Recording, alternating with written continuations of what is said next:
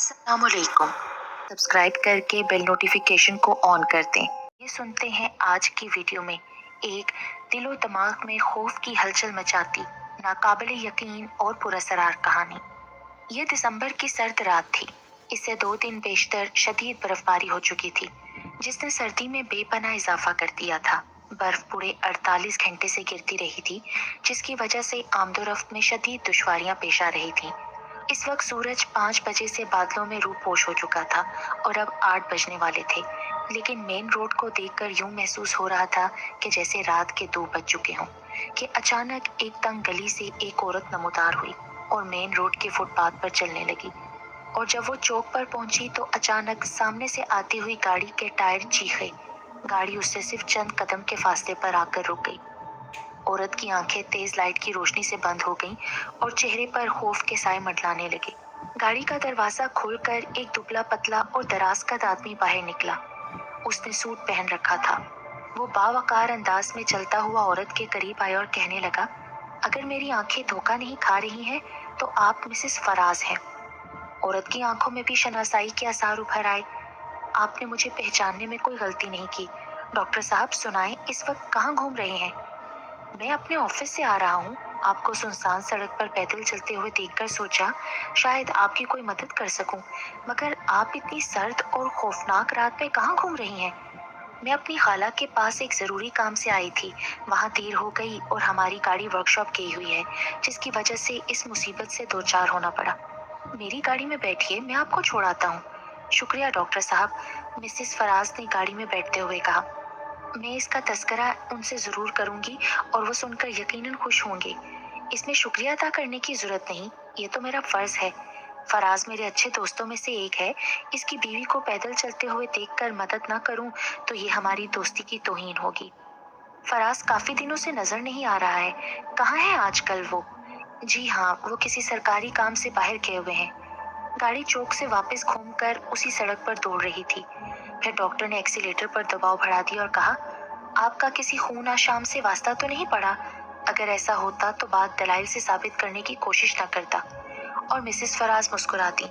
मेरी वालदा ने नफ्सियात पर चंद किताबें लिखी हैं। उनकी उम्र 100 साल के नज़दीक है। अगर आप उन्हें देखें तो हैरान रह जाएंगी। इतनी ज़्यादा उम्र में वो इस कदर तवाना, नेक और पाकीज़ा खातून है। डॉक्टर साहब, आपने अपनी वालिदा का इस अंदाज में तस्करा करके मेरे दिल में फौरन मिलने का इश्तियाक पैदा कर दिया है। कब मिलाएंगे अपनी वालिदा से? जब आपको फुर्सत मिले मेरे साथ चलिए, वो आपसे मिलकर यकीनन खुश होंगी। अगर उन्होंने पसंद किया तो जब तक फराज नहीं आते मेरा उनके साथ वक्त अच्छा गुजर जाएगा। मैं तकरीबन सारा दिन ही फारिग होती हूँ। ठीक है मिसेस फराज, आप कल ही किसी वक्त तशरीफ ले आइए। मुझे शायद इतना वक्त ना मिल सके। आप 2 बजे मेरे दफ्तर तशरीफ ले आएं, मैं आपको साथ ले चलूंगा। बहुत अच्छा डॉक्टर साहब, कल ठीक 2 बजे आपके दफ्तर पहुंच जाऊंगी। डॉक्टर का दफ्तर अफंदी बिल्डिंग की दूसरी मंजिल पर वाक़ था। 2 बजने में अभी 15 मिनट बाकी थे। डॉक्टर इस वक्त खिड़की के करीब खड़ा देख रहा था। ठीक 2 बजे एक टैक्सी खिड़की के ऐन नीचे आकर रुकी और टैक्सी का दरवाजा खोलकर मिसेस फराज बाहर निकली। टैक्सी का किराया अदा करने के बाद सीढ़ियों की तरफ वो बढ़ने लगी। उसे देखते ही डॉक्टर फौरन सीट पर आकर बैठ गया। उसने अपने खुश्क होंठों पर जुबान फेरी और सिगरेट निकालकर सुलगा लिया। फिर मेज पर बिखरे हुए कागजों की वर्करदानी करने लगा। चंद लम्हों बाद मिसेस फराज के कदमों की आवाज आई और फिर चपड़ासी के साथ बात करने की आवाज सुनाई दी। वो चपड़ासी से डॉक्टर के बारे में पूछ रही थी। फिर चपड़ासी पर्दा हटाकर अंदर दाखिल हुआ। उसके हाथ में मिसेस फराज का मुलाकाती कार्ड था। डॉक्टर ने कार्ड पर एक नजर डाली, चपड़ासी से मिसेस फराज को अंदर भेजने के लिए कहा। दूसरे ही लम्हे मिसेस फराज पर्दा हटाकर डॉक्टर के सामने आ गई। आप 10 मिनट पहले आ गई हैं, डॉक्टर ने घड़ी देखते हुए कहा। दरअसल मैं वक्त का सख्ती से पाबंद हूँ। बहरहाल आप आ गई हैं तो 10 मिनट बैठिए, मैं 2 बजे के बाद आपको अपनी वालिदा से मिलाने ले चलूंगा। मिसेस फराज के जिस्म में सनसनी दौड़ गई। यकीनन इसकी वजह डॉक्टर की सर्द आवाज थी, जो इस लम्हे मिसेस फराज को अपनी हड्डियों में उतरती हुई महसूस हुई। मगर उसने फौरन ही अपने जहन में उभरने वाली इस खौफ को झटक दिया। पूरे 2 बजे डॉक्टर ने फाइल बंद कर दी और मिसेस फराज की तरफ देखकर कहने लगे, मेरा काम मुकम्मल हो गया है, अब चलें? मिसेस फराज ने उनके कहने पर कुर्सी छोड़ दी। डॉक्टर कहने लगा, शहर के अंदर भी मेरी जायदाद है और अब हाल ही में मैंने शहर से बाहर एक दूसरी इमारत खरीदी है जिसमें आजकल मेरी रिहाइश है। मेरी वालिदा को तो वो इमारत बहुत ही पसंद है क्योंकि फितरतन वो तन्हाई पसंद वाक़या हुई हैं। शोर-गुल से उन्हें शदीद नफरत है। वो ज़्यादातर वक्त इबादत में गुजारती हैं। डॉक्टर की गाड़ी नीचे मौजूद थी। मिसेस फराज के लिए उसने गाड़ी का पिछला दरवाज़ा खोला। जब वो अंदर बैठ गई तो डॉक्टर ने अगली सीट पर बैठकर स्टीयरिंग संभाल लिया और गाड़ी को मोड़कर सड़क पर छोड़ दिया। जाने क्यों मिसेस फराज को रह रह कर ये एहसास हो रहा था जैसे उसने ज़बरदस्त हमाकत की हो। वो सोच रही थी, इस शख्स पर इस हद तक एतमाद नहीं करना चाहिए था। इसमें कोई शक नहीं कि मेरे शोहर के इससे रस्मी किस्म के मरासिम हैं और मैं इनके साथ एक मर्तबा पहले भी इनके दफ्तर में आकर इनसे मिल चुकी हूँ। लेकिन उस मामूली सी वाकफियत की बिना पर मुझे इतना बड़ा कदम नहीं उठाना चाहिए था। अब अगर इसकी नीयत खराब होना सा खौफ उभरा। आखिर उसने अपने डूबते हुए दिल को संभाल कर सोचा, डॉक्टर इंसान ही तो है, खा तो नहीं जाएगा ना। अगर इसने मुझसे कोई गुस्ताखी की तो मेरे बाजू इस कदर कमजोर नहीं है कि मैं अपनी इज्जत इस जैसे मरियल आदमी के हवाले कर दूं।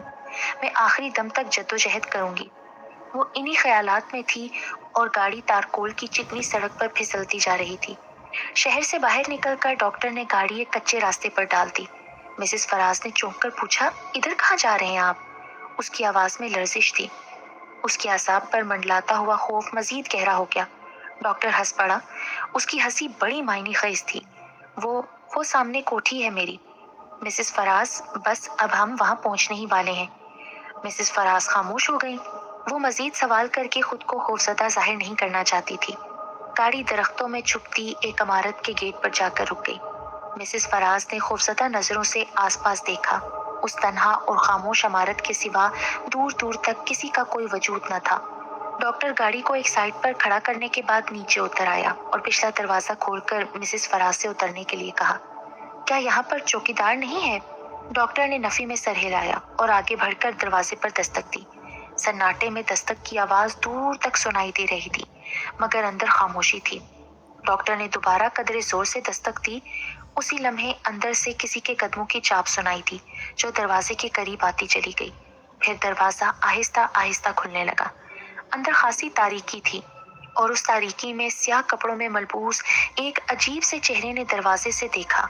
उसे देखकर अंदाजा लगाना मुश्किल था कि वो औरत है या मर्द। डॉक्टर के हमरा मिसेस फराज को देखकर उसने जल्दी से दरवाजा खोल दिया। उसके जिस्म पर जनाना लिबास देखकर मिसेस फराज उसे औरत समझने पर मजबूर हो गई, वरना उसके ऊपर वाले होंठ खासे लंबे और मोटे थे और कान बड़े बड़े, नाक लंबूतरी सी, आंखें तिरछी थीं। मिसेस फराज को देखकर उसकी आंखों में अजीब सी चमक पैदा हो गई। मिसेस फराज को उसके चेहरे पर गैर फितरीपन का एहसास हुआ और उसकी रीढ़ की हड्डी में सर्द लहर दौड़ गई। उस औरत के चेहरे और डॉक्टर के चेहरे पर गैर महसूस हद तक मुशाबत थी, जिससे मिसेस फराज ने अंदाजा लगा लिया कि इसकी माँ ही होगी। उसे देखकर उसने जबरदस्ती मुस्कुराने की कोशिश की और इस बात की मुंतजिर रही कि डॉक्टर इसका तारुफ अपनी वालिदा से कराएगा, मगर डॉक्टर ने तारुफ की जरूरत महसूस नहीं की और अंदर दाखिल होकर दरवाजा बंद कर दिया। डॉक्टर की वालिदा मिसेस फराज की तरफ बढ़ी तो डॉक्टर जल्दी से दरमियान में आ गया और फिर उसी तरतीब से चलने लगे। इसी तरह चलते हुए वो राहदारियों से गुजरकर एक कमरे में दाखिल हो गए।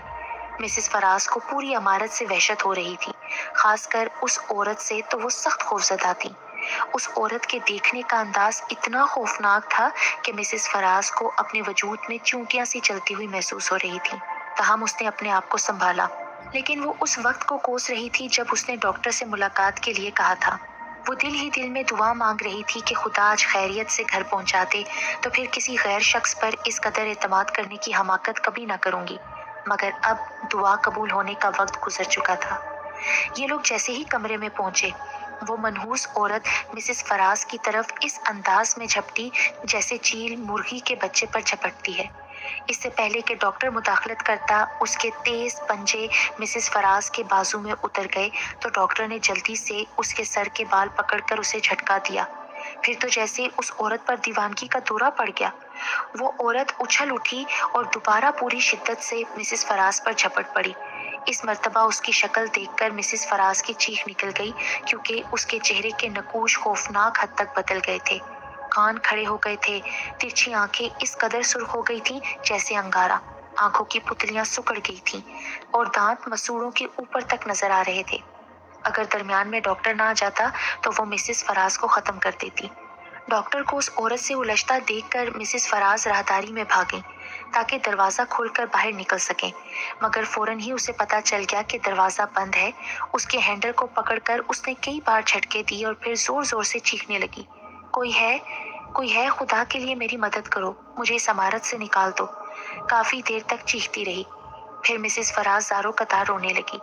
अभी उसको अंदर से उस औरत की वहशत अंगेज चीखों के सिवा कुछ भी सुनाई न दिया। डॉक्टर उसे कोठरी की तरफ खींच रहा था और वो बेतहाशा चीख रही थी। उसने डॉक्टर की कलाई पर काफी जगह से काट लिया। अब डॉक्टर ने उस औरत की गर्दन मजबूती से पकड़ ली। इसके बावजूद वो औरत बाहुले कुत्ते की मानित बार बार मुंह फेर कर डॉक्टर को काट लेने की कोशिश कर रही थी। कोठरी के करीब पहुंचकर डॉक्टर ने उसे जोर से अंदर गिरा दिया और जल्दी से सलाखों वाला दरवाजा बंद करके ताला लगा दिया। कोठरी से इंतहाई गंदी बदबू आ रही थी। अंदर इंसानी हड्डियां पड़ी हुई थीं। वो दरवाजे की सलाखें पकड़कर चीखने लगी। मिसेस फराज बंद दरवाजे के पास ही खड़ी फरार के लिए कोई रास्ता तलाश कर रही थी कि डॉक्टर उसे अपनी तरफ आता दिखाई दिया। वो डॉक्टर को देखकर राहदारी के बाईं जानिब भाग खड़ी हुई और सबसे पहले आने वाले दरवाजे को जोर से धक्का दिया। दरवाजा पहले से ही खुला हुआ था। मिसेस फराज अपनी ही झोंक में अंदर जा गिरी और फिर लुढ़कती हुई नीचे चली गई। यकीनन वो तहखाना था। उसने ऊपर देखा। डॉक्टर दरवाजे के दोनों किनारों पर हाथ रखे बड़े खौफनाक अंदाज में उसे देख रहा था। तहखाने में अंधेरा था और अजीब सी बू सारे कमरे में फैली हुई थी। मिसेस फराज को गिरने से शदीद चोट आई थी, मगर वो तकलीफ को नजरअंदाज करके एकदम उठ खड़ी हुई। मैं फिर किसी चीज से ठोकर खाकर गिर पड़ी। मिसेस फराज के मुंह से बेख्तियार चीख निकल गई। उसकी आंखों के सामने काले काले दायरे गर्दिश करने लगे और उसका दिमाग तारीकियों में डूबता चला गया। इससे पहले कि वो चकरा कर गिर पड़ती, डॉक्टर ने सीढ़ियों से छलांग लगाकर उसे थाम लिया। वो बेहोश होकर डॉक्टर के हाथों में झूलने लगी तो डॉक्टर उसे उठाकर तहखाने से बाहर ले आया। तहखाने का दरवाजा बंद किया और मिसेस फराज को लेकर एक ऐसे कमरे में पहुंचा जिसकी अंदरूनी हालत किसी ऑपरेशन थिएटर की सी थी। कमरे के वस्त में एक बड़ी सी टेबल पड़ी हुई थी जिसके साथ एक छोटी टेबल थी जिस पर तकरीबन तमाम औजार मौजूद थे। बड़ी टेबल के ऊपर बड़े बड़े दो शेड लटक रहे थे जिनमें तेज रोशनी के बड़े बड़े दो बल्ब लगे हुए थे। उस टेबल के दोनों तरफ लोहे के हुक लगे हुए थे जिन पर रेशम की डोरी बंधी हुई थी। डॉक्टर ने मिसेस फराज को लाकर उसी टेबल पर लिटा दिया और फिर उसके हाथ पांव मजबूती से बांधने लगा। इस काम से फारिग होकर उसने स्विच ऑन किया जिससे बल्ब जल उठे, जिनके जलते ही अजीब सी मिनमिनाहट की आवाज गूंजने लगी। कमरा तेज रोशनी में नहा गया। डॉक्टर ने दीवार में बनी हुई अलमारी का दरवाजा खोलकर उसके अंदर से शीशे का जार निकाला जिसके साथ बहुत से ट्यूब्स और तार लटक रहे थे। डॉक्टर ने मिसेस फराज के चेहरे पर इस तरह से वो फिट कर दिया जैसे कि खलाई बाजों के चेहरे पर चढ़ा हुआ होता है। फिर अलमारी से एक चकोर बॉक्स निकाला। बॉक्स के एक कोने में डायल बना हुआ था जिस पर 30 तक हिंसे बने हुए थे और एक बारीक से सुर्ख रंग की सुई बॉक्स के हिलने की वजह से जीरो पर थिरक रही थी। यकीनन वो बॉक्स किसी किस्म का मीटर था। डॉक्टर ने मिसेस फराज के चेहरे पर चढ़े हुए तमाम तार उस मीटर के साथ मुंसलिक कर दिए। चंद मिनट मिसेस फराज के सीने के उतार चढ़ाव को देखता रहा, फिर उसके गिरेबान को एक झटके से खींचा। बारीक कॉटन का कुर्ता हल्की सी चर की आवाज के साथ फट गया। झटका लगने से मिसेस फराज को होश आ गया तो आंखें खोलकर वो डॉक्टर की तरफ देखने लगी और अपने जिस्म को हरकत देने की कोशिश की। जोर लगाने से मजबूत रेशम की डोरी उसकी जिल्द में उतर गई। अभी वो कुछ कह रही थी मगर चेहरे पर शीशे का होल चढ़ा हुआ था जिसकी वजह से उसकी आवाज सुनाई नहीं दे रही थी। ताहम उसकी दहशत से फटी हुई आंखें देखकर होंठों से निकलने वाली बात को समझना कुछ ज्यादा मुश्किल काम न था। डॉक्टर उसकी तरफ तवज्जो दिए बगैर अपने काम में लगा हुआ था। डॉक्टर ने एक भरपूर नजर उसके सरापे पे डाली और फिर धड़कते हुए दिल को तकने लगा। चंद लम्हे धड़कनों का जायजा लेने के बाद टेबल पर पड़ी हुई सिरिंज मुंतखब की जिसके पीछे उसे प्लास्टिक की नलकी लगाने के बाद ट्यूब को 2-3 मरतबा दबाकर कारकर्दगी का जायजा लिया। फिर सिरिंज पकड़कर मिसेस फराज के धड़कते हुए दिल को एक मरतबा फिर गौर से देखने लगा और बगल वाली साइड से सिरिंज की सुई मिसेस फराज की पसलियों के दरमियान उतार दी। बारीक और लंबी सुई उसकी पसलियों से गुजरकर दिल के करीब जब खून की एक शरेयान में पेवस्त हो गई तो मिसेस फराज उस लम्हे तकलीफ की शिद्दत से तड़प कर दोहरी हो गई। اس کی ہڈیاں کڑکڑا گئیں، آنکھیں ابل پڑی اور چہرہ سرخ ہو گیا۔ ڈاکٹر نے پمپ کرنے والی ٹیوب کو دبا کر آہستہ سے چھوڑا تو ابلتا ہوا سرخ خون سرنج سے گزر کر پلاسٹک کی تھیلی سے ہوتا ہوا دوسری جانب پڑی ہوئی بوتل میں گرنے لگا۔ یہی وہ لمحہ تھا جب میٹر کی سرخ سوئی نے تھرکنا شروع کر دیا، جیسے اس میں اچانک جان پڑ گئی ہو۔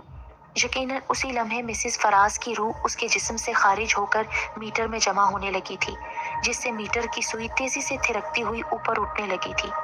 پہلی بوتل خون سے بھر گئی تو ڈاکٹر نے پائپ کا سرا دوسری بوتل میں لگا دیا۔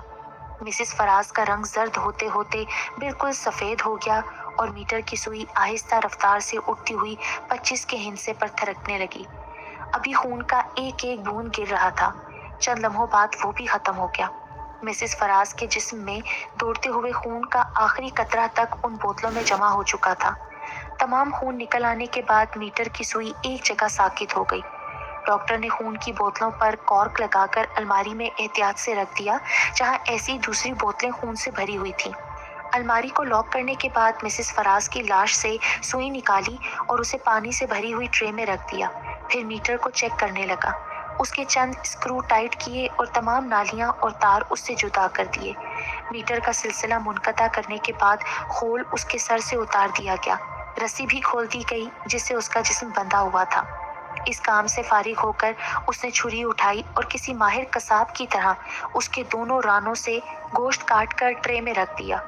آخری نظر لاش پر ڈال کر مطمئن انداز میں کوٹھری کی طرف بڑھنے لگا جس میں اس نے اپنی ماں کو بند کر دیا تھا۔ ڈاکٹر کو دیکھتے ہی وہ بےتاب ہو کر چیخنے اور اچھلنے لگی۔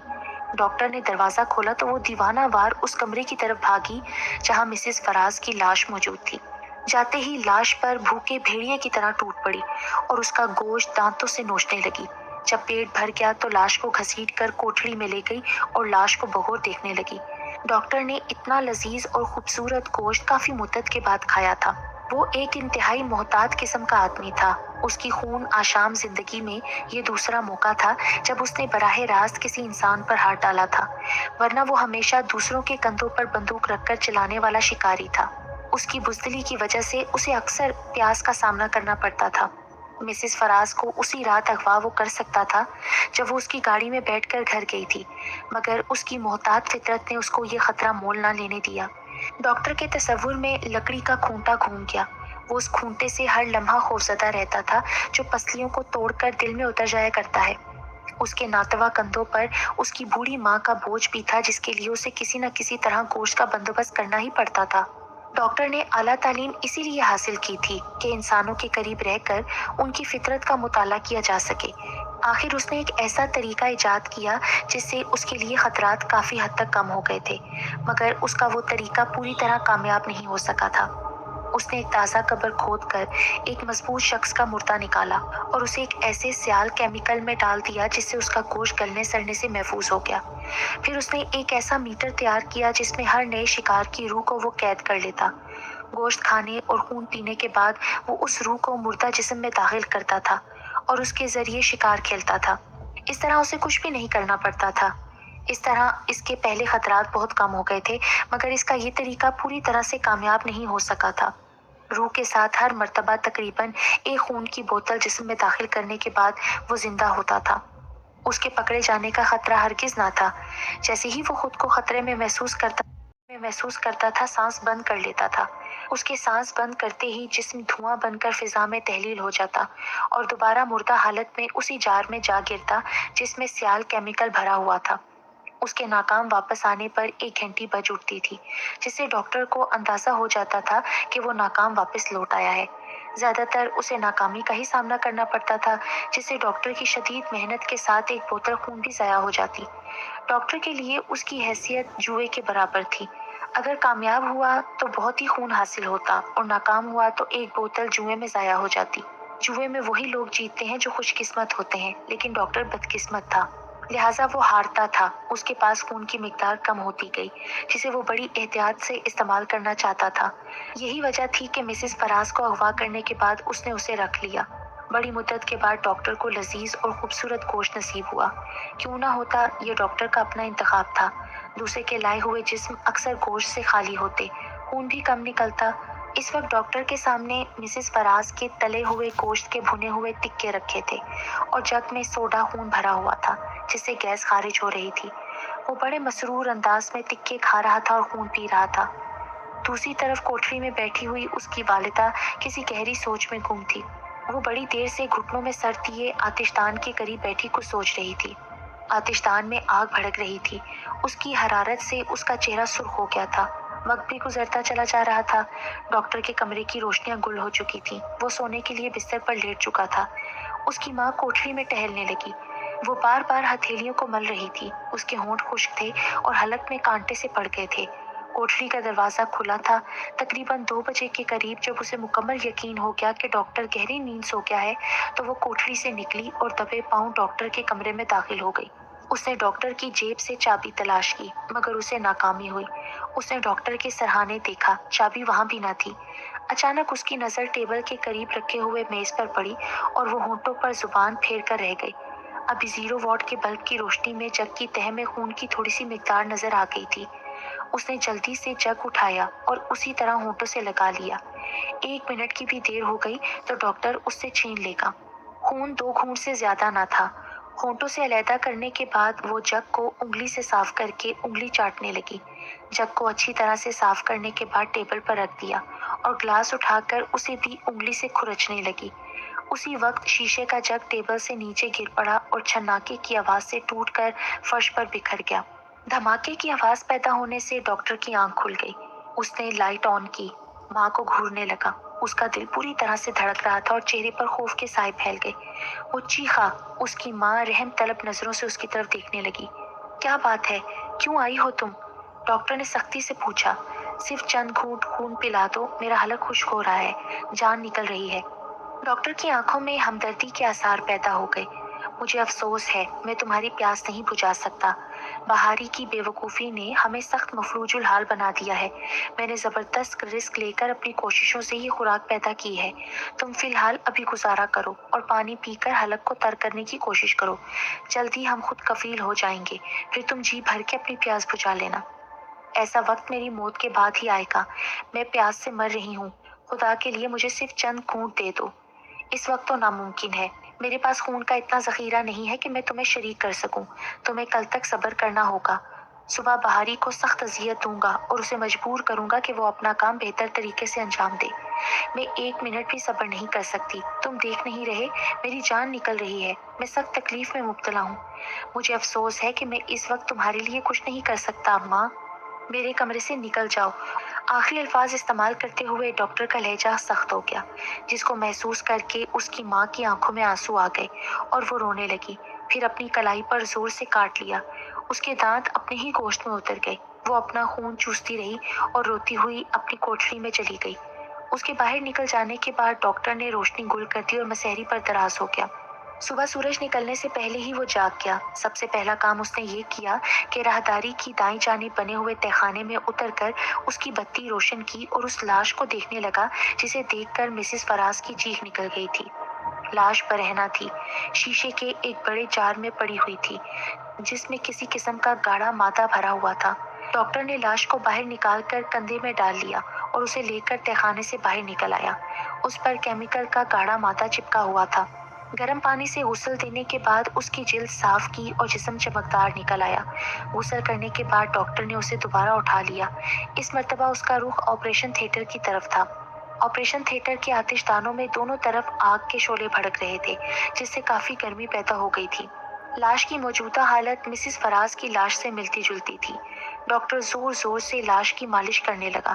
2 گھنٹے کی شدید محنت کے بعد لاش نے حرارت جذب کی اور میٹر کی سوئی دھیرے دھیرے نیچے گرنے لگی۔ مسز فراز کی روح دھیرے دھیرے اس لاش میں اتر رہی تھی اور اس میں ہلکا ہلکا سا ارتعاش پیدا ہوتا جا رہا تھا۔ اب اس کا سینہ باقاعدہ اوپر نیچے حرکت کر رہا تھا جس سے سانس کی آمد و رفت کا پتہ چلتا تھا۔ جب میٹر سر پر پہنچ گیا تو ڈاکٹر نے میز سے نلکیاں اور تار جدا کیے اور خول بھی اس کے چہرے سے ہٹا دیا۔ اب ٹیبل پر لاش کی جگہ ایک زندہ انسان تھا جو آنکھیں کھول کر ڈاکٹر کی طرف دیکھ رہا تھا۔ چند لمحے تک اس کی آنکھیں ہر قسم کے جذبات سے آری رہیں۔ اچانک ان میں نفرت کی چنگاریاں پھوٹنے لگیں تو ڈاکٹر مسکرانے لگا۔ بہاری، ابھی تمہاری کوتاہیوں کی وجہ سے ہمیں سخت تکلیف کا سامنا کرنا پڑا۔ میں نے فیصلہ کیا کہ ہماری اس تکلیف کا تمہیں بھی حصہ دار بننا چاہیے۔ ڈاکٹر نے ہاتھ میں پکڑا ہوا نشتر اس کی ران میں پیوست کر دیا تو شدید تکلیف سے وہ چیخا، مگر اس کے ہاتھ آزاد ہوتے تو وہ یقیناً ڈاکٹر کا گلا گھونٹ دیتا، مگر وہ بے بس تھا۔ ڈاکٹر نے نشتر نکال کر دوبارہ دوسری جگہ گاڑ دیا تو وہ زور زور سے چیخا۔ ڈاکٹر اس کی چیخوں سے محظوظ ہوتا رہا۔ پھر ڈاکٹر کی منت سماجت پر وہ اتر آیا اور آئندہ حکم عدولی کی تکمیل نہ کرنے کا وعدہ کرنے لگا۔ تب جا کر ڈاکٹر نے اپنا جارحانہ فعل بند کر دیا اور ڈوریوں سے اس کے ہاتھ اور ٹانگیں آزاد کر دیے، رانوں کے زخموں پر مرہم لگا کر پٹی باندھی اور اسے سوٹ پہنا کر حکم دیا کہ وہ شام سے پہلے ہی کسی صحت مند عورت کو لے آئے۔ اگر وہ آج بھی اس مشن میں ناکام رہا تو پھر اس کے جسم کی ایک ایک بوٹی الگ کر دی جائے گی۔ ٹھیک 12:35 پر بہاری نے گاڑی سڑک پر کھڑی کر دی اور متلاشی نگاہوں سے ادھر ادھر دیکھنے لگا۔ پولیس کی مستعدی اور لوگوں کے محتاط انداز نے اسے ابھی تک کامیاب نہیں ہونے دیا تھا۔ گویا یہ کام ہونے کے لیے ابھی کافی وقت تھا۔ سورج غروب ہونے میں ابھی 4 گھنٹے پڑے تھے اور اسے امید تھی کہ ان 4 گھنٹوں میں کسی نہ کسی عورت پر ہاتھ ڈالنے میں وہ کامیاب ہو جائے گا۔ ڈاکٹر بہاری سے یہ کام رات کے وقت بھی لے سکتا تھا، لیکن وہ جانتا تھا رات میں عورت گھروں میں بند ہو کر بیٹھ جاتی ہے، پھر ان کو اغوا کرنا بہت مشکل ہو جاتا ہے اور یہ معمولی سا کام بہاری نہیں کر سکتا تھا۔ اسی لیے ڈاکٹر نے آج اسے سزا دی تھی جسے وہ کافی چوکس ہو گیا تھا۔ وہ گاڑی سے نکل کر ٹہلنے لگا۔ بہاری کی نظریں اس لڑکی پر پڑیں جو بچہ گاڑی کو دھکیلتی ہوئی ایک سمت لے جا رہی تھی۔ لڑکی کی عمر 18 سال تھی۔ ظاہری حالت سے وہ کسی کی ملازمت دکھائی دیتی تھی۔ بہاری جلدی سے گاڑی میں بیٹھ کر اس کا تعاقب کرنے لگا۔ وہ شریف آدمی تھا، اس نے اپنی زندگی میں کبھی کوئی مجرمانہ حرکت نہیں کی تھی۔ بہاری کی یہ حرکت واضح طور پر نظر آتی تھی۔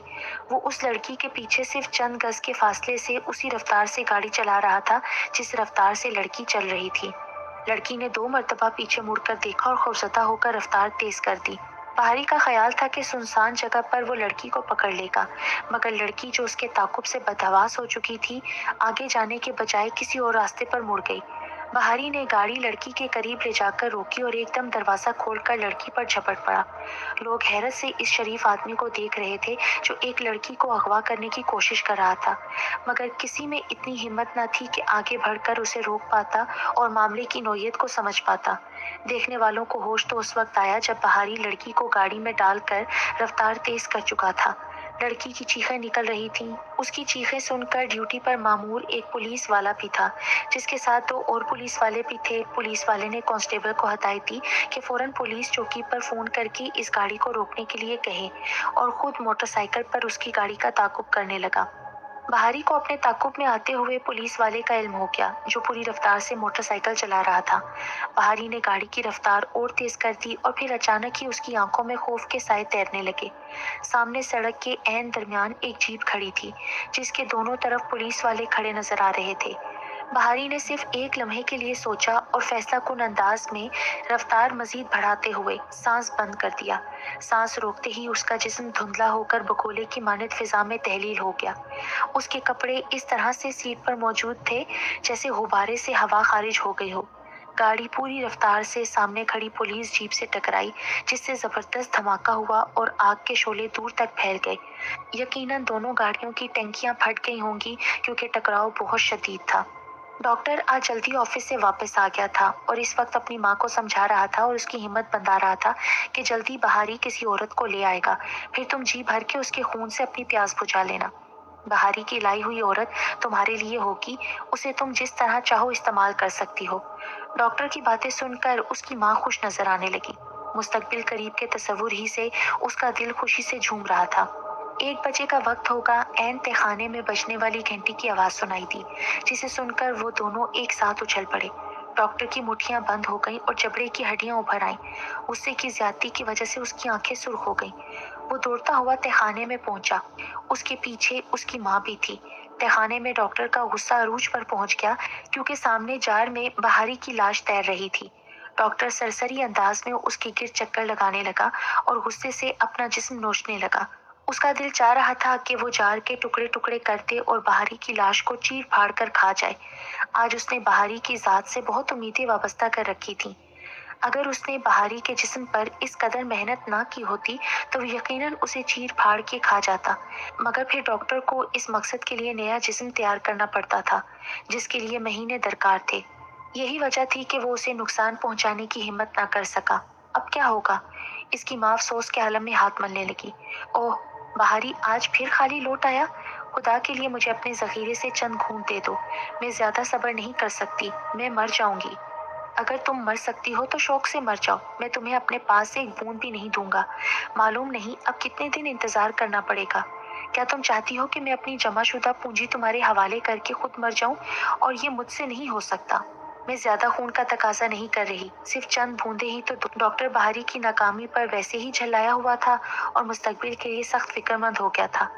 اب اس کا حد سے بڑھتا ہوا اصرار دیکھ کر وہ غصے میں بھر گیا اور چیخ کر بولا، میں تم سے کہہ چکا ہوں کہ میرے پاس خون کی مقدار بہت کم رہ گئی ہے، اس میں کسی کو حصے دار نہیں بنا سکتا۔ بہتری اسی میں ہے کہ مجھے تنگ نہ کرو اور میری آنکھوں سے دور ہو جاؤ۔ سراسر ظلم ہے، تم درندے ہو، میں اس کے خلاف احتجاج کروں گی۔ تم تنہا میرے سامنے بیٹھ کر اپنی پیاس نہیں بجھا سکتے جبکہ میں کئی دنوں کی پیاسی ہوں۔ آخر تم کو مجھ پر رحم کیوں نہیں آتا؟ تمہارا دل اس قدر پتھر کیوں ہو گیا ہے؟ بس آج میں اپنا حصہ لیے بغیر نہیں جاؤں گی۔ تمہاری یہ مجال، میں دیکھتا ہوں کہ تم اپنا حصہ مجھ سے کیسے وصول کرتی ہو۔ ڈاکٹر نے اسے زور سے دھکا دیا، وہ اپنی کمزور ہڈیوں کے ساتھ ساتھ کمرے سے باہر جا گری۔ وہ پھر اٹھ کر ڈاکٹر پر جھپٹ پڑی اور زور زور سے چیختے ہوئے اسے نوچنے اور کھرچنے لگی۔ ڈاکٹر صرف اپنا دفاع ہی کر رہا تھا جبکہ اس عورت کا حملہ جارحانہ تھا۔ مجبوراً ڈاکٹر کو بھی قدم اٹھانا پڑا۔ ان کی لڑائی کا منظر قابل دید تھا، بالکل لڑاکا مرغوں کی طرح ایک دوسرے پر جھپٹ پڑ رہے تھے اور دانتوں سے ایک دوسرے کی بوٹیاں نوچ نوچ کر جسم سے جدا کر رہے تھے۔ کافی دیر تک اسی طرح لڑتے رہے، یہاں تک عورت نڈھال ہو کر گر پڑی۔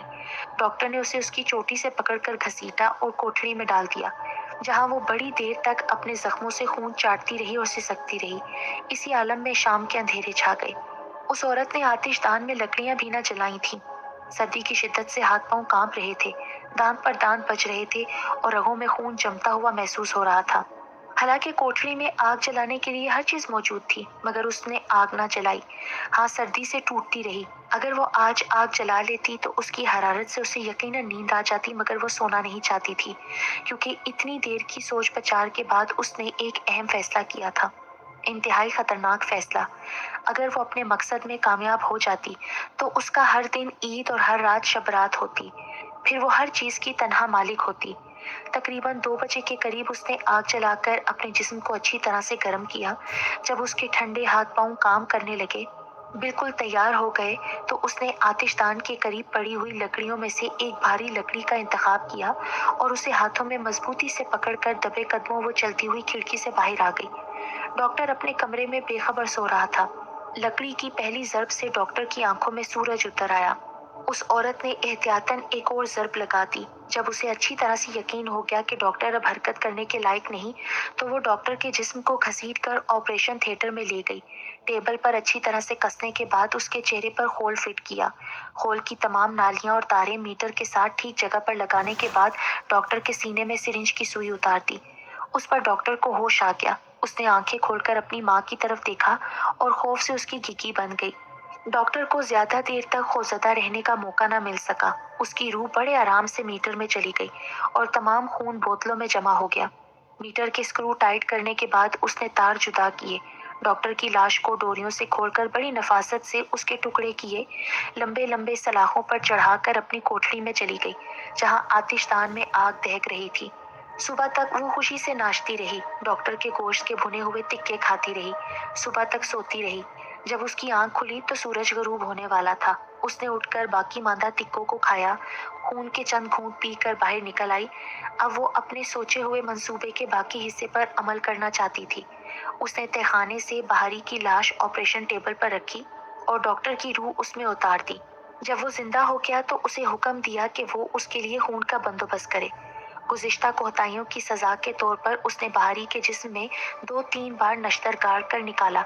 اس بار بہاری تکلیف کی شدت سے چیخا نہیں بلکہ خاموشی سے اذیت برداشت کر گیا، تاہم اس کی آنکھوں میں غصہ اور نفرت کا سمندر طوفانی انداز میں تڑپنے لگا۔ جیسے ہی اس نے بہاری کے ہاتھ کھولے، بہاری کا ہاتھ سرکا اور بجلی سی چمکی۔ عورت کی طویل چیخوں سے پوری عمارت لرزنے لگی۔ بہاری کے ہاتھ میں پکڑا ہوا لمبا اور موٹا نشتر پوری تیزی سے بار بار اس عورت کے جسم میں داخل ہو کر باہر نکل رہا تھا۔ یقیناً بدنصیب عورت کو معلوم نہیں تھا کہ بہاری کے ذہن پر قبضہ صرف ڈاکٹر کا تھا، ورنہ بہاری آج کا کام بہت پہلے انجام دے چکا ہوتا۔ بہاری نے نشتر مار مار کر اس عورت کا تمام جسم چھلنی کر ڈالا۔ جب اسے یقین ہو گیا کہ بوڑھی عورت کا ناپاک جسم روح سے خالی ہو گیا ہے تو اس نے ایک لمبا طویل سانس لیا، پھر تہخانے میں جا کر جار کے ٹکڑے کر دیے اور بڑی آزادی سے سانس بند کر کے روح کو اپنے جسم سے خارج کر دیا۔